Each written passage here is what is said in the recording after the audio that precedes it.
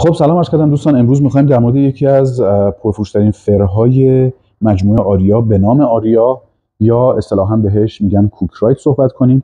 یک دستگاه در واقع فر پیتزا با قابلیت تولید 4 سینی در واقع 30 سانتی که داخل این در واقع فر پیتزا 2 تا سینی 60x40 گذاشته شده که شما میتونید هر گونه پختی رو به غیر از حتی پیتزا انجام بدین داخلش.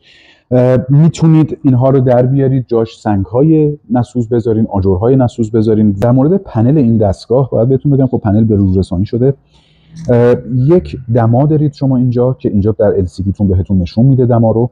شما میتونید دما رو اینجا حالا تا 400 درجه افزایش بدین. یک دما هم پایین دارین، یعنی شما در واقع میتونید دمای بالا رو کمتر کنید یا بیشتر کنید برای طلایی کردن روی پیتزا و پخت بیشتر و بهتر.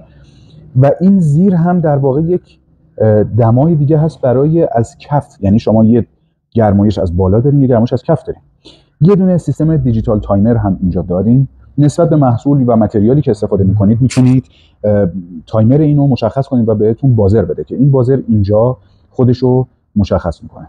شما پختتون کامل شده و میتونید دمای بالا رو کاملا صفر کنید و میتونید دمای پایین رو برای برشته کردن نون پیتزاتون روشن بذارید.